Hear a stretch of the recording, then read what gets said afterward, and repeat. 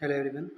आज हम वाइग्रा के बारे में बात करेंगे। इसमें हम देखेंगे कि इसके क्या क्या यूज़ हैं, क्या इसके साइड इफ़ेक्ट्स हैं, इस टैबलेट को हमें कैसे लेना चाहिए, देन आफ्टर इसका जो कंपोजिशन है 25 mg 50 mg 100 mg, उसमें क्या फ़र्क है, ठीक है, उसको मतलब किस तरीके से किस किस एज ग्रुप में कैसे कैसे ले सकते हैं उसके बारे में बात करेंगे। तो स्टार्ट करते हैं।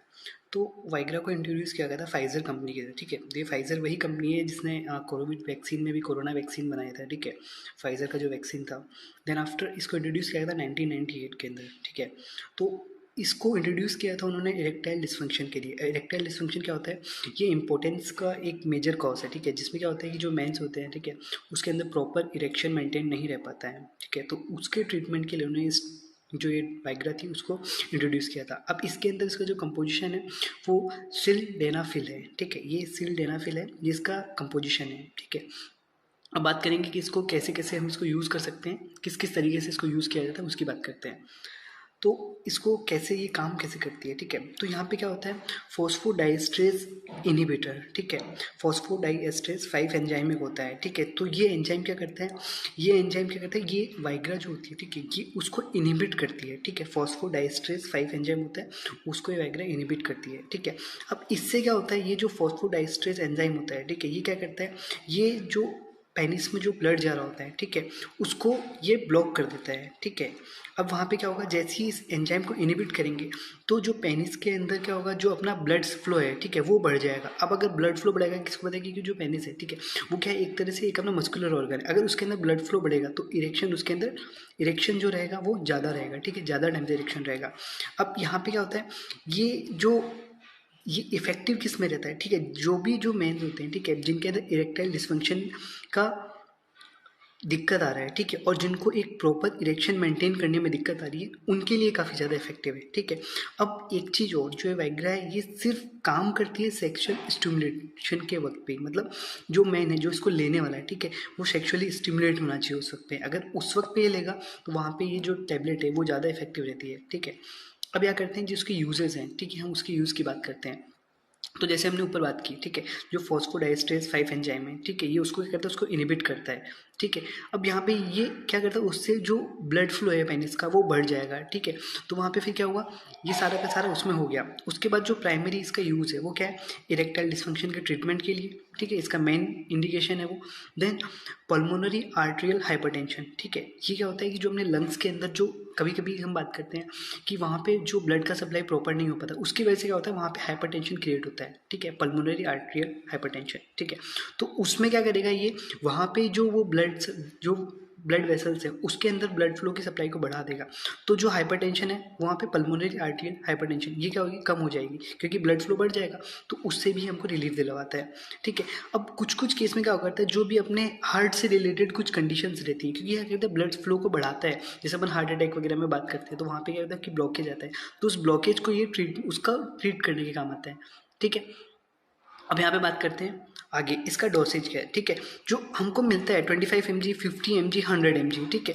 तो अब बात करते हैं कि इसमें 25 50 100 mg इसमें फ़र्क क्या है। तो जो 25 mg है, ठीक है, ये इसका मतलब सबसे छोटा ड्रग है, ठीक है, ये सबसे इसका मिनिमम कंपोजिशन है। देन आफ्टर 100 mg, तो अब क्या होता है कि यहाँ पे लोगों को पता नहीं होता है इसके बारे में, तो वो क्या करते हैं, स्टार्टिंग ही वो 100 mg से करते हैं। अब कोई भी ड्रग है उसका मैक्सिमम डोज पे अगर चले गए तो मैक्सिमम डोज से मिनिमम डोज आने पे दिक्कत होता है। और 50 mg इसका क्या है, इसका एक हम बात करते हैं कि मीडियम वाला डोज है, ठीक है।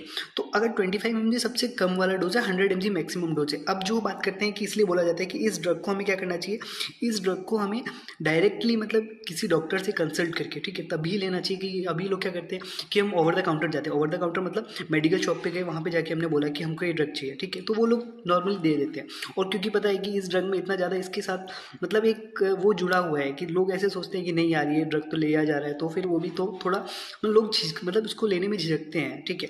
तो इसलिए जो हमें खुद से इसको पहले से देखना चाहिए, जो हाँ, अगर किसी डॉक्टर से अगर प्रिस्क्राइब करके लेंगे तो वहाँ पे हमको सबसे पहले वो 25 mg देता है, और हमारी कंडीशन के ऊपर देखता है, क्योंकि इरेक्टाइल डिस्फंक्शन है, किस लेवल का इरेक्टाइल डिस्फंक्शन है, ठीक है।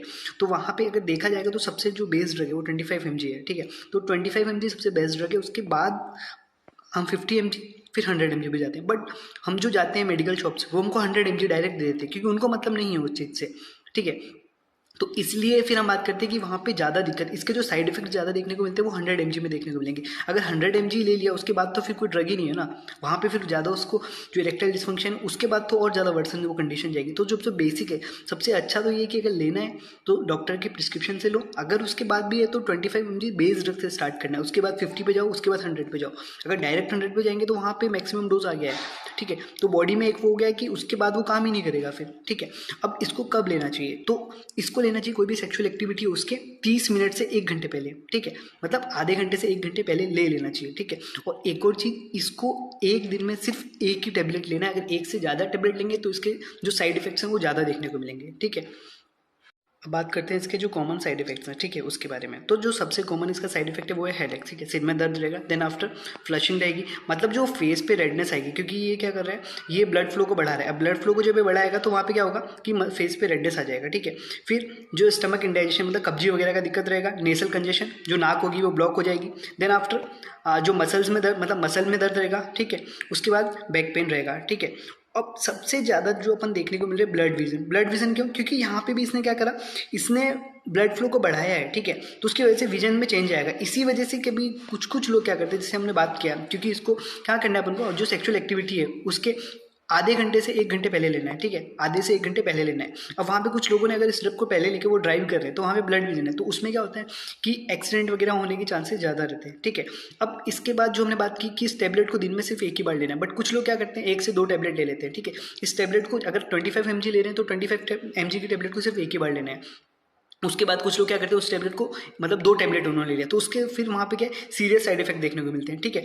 तो वहाँ पे क्या होता है सडन विजन और हियरिंग लॉस, ठीक है, क्योंकि विजन लॉस तो ब्लड विजन तो आ ही चुका है, ठीक है, तो वहाँ पे क्योंकि ज़्यादा ब्लड सप्लाई जाएगा तो वहाँ पे विजन मतलब विजन लॉस और हियरिंग लॉस हो सकता है, ठीक है, मतलब उसको दिखना बंद होगा और उसको सुनना थोड़ा बंद हो जाएगा, बट ये सडन होता है, इसमें पता नहीं लग पाता है। फिर इसके बाद प्रियापिज्म, ठीक है। अब प्रियापिज्म क्या है, ये एक मेडिकल टर्म, इसमें क्या होता है, इसमें जो इरेक्शन है, ठीक है, अगर ज़्यादा किसी ने लिया तो जो इरेक्शन रहेगा वो काफ़ी लंबे टाइम तक रहेगा, ठीक है, नॉर्मली जो आधे घंटे मतलब 2 घंटे मैक्सिमम, अगर ये क्या रहेगा ज़्यादा से ज़्यादा 4 घंटे से भी ज़्यादा अगर इरेक्शन रहेगा, ठीक है, उसको प्रियापिज्म बोलते हैं, ठीक है। अब ये कोई ऐसा नहीं है कि कोई बहुत ज़्यादा इसमें कोई दिक्कत हो गया, लोग बाग इसको बोलते हैं कि नहीं नहीं ऐसा है हमारे तो ठीक, बट ये एक इसका बहुत ज़्यादा इमरजेंसी वाला सिचुएशन है, ठीक है, हमको तुरंत से तुरंत डॉक्टर के पास कंसल्ट करना चाहिए, ठीक है।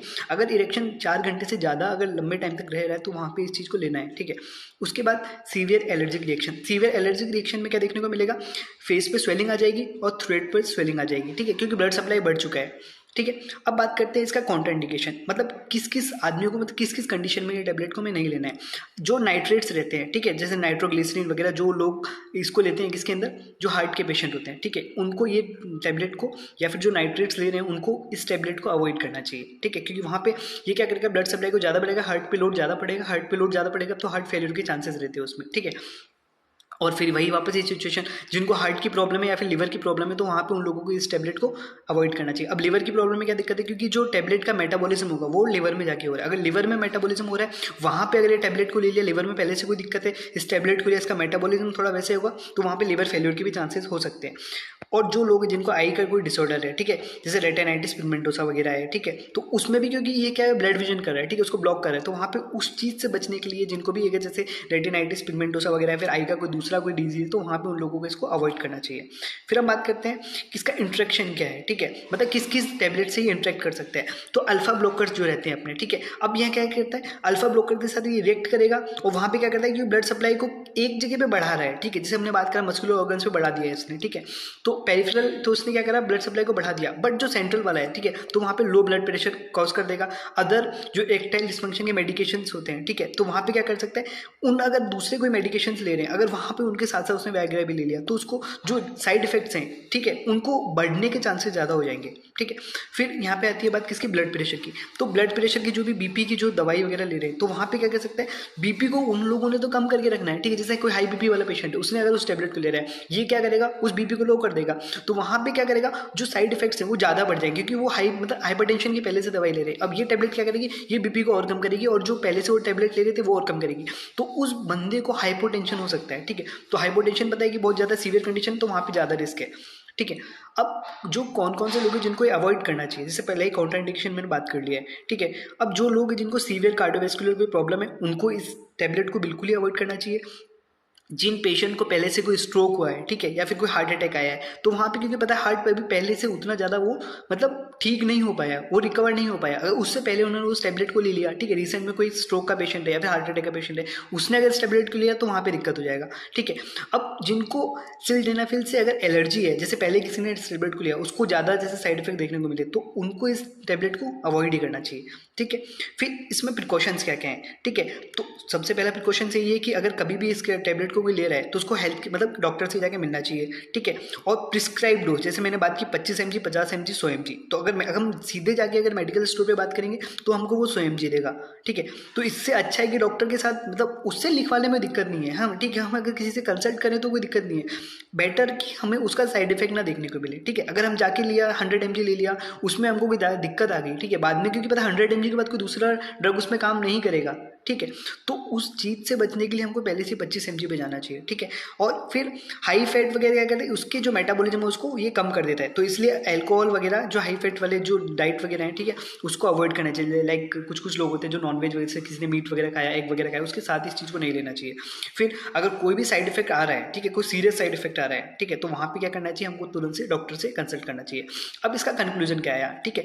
अब ये जो ट्रीटमेंट है किसके लिए, इरेक्टाइल डिस्फंक्शन के लिए बहुत हाईली इफेक्टिव है, ठीक है। बट इसके साइड इफेक्ट भी हैं, जैसे मैंने आपको बात की, ठीक है। अब यहाँ पे क्या करना चाहिए, हमको मेडिकल एडवाइस लेनी चाहिए और इसके जो पॉसिबल रिस्क इफेक्ट है उसके बारे में पहले से ही पता लगना चाहिए। जो मैंने पॉसिबल साइड इफेक्ट, फ्लशिंग वगैरह ये सारे के सारे पहले बता चुका हूँ, ठीक है। अगर कोई भी सीरियस साइड इफेक्ट आ रहा है तो इसके लिए फिर हमें क्या करना चाहिए, डॉक्टर से कंसल्ट करना चाहिए, ठीक है। सो इस वीडियो में इतना ही, आपको पसंद आया होगा, सो इसके लिए थैंक्स।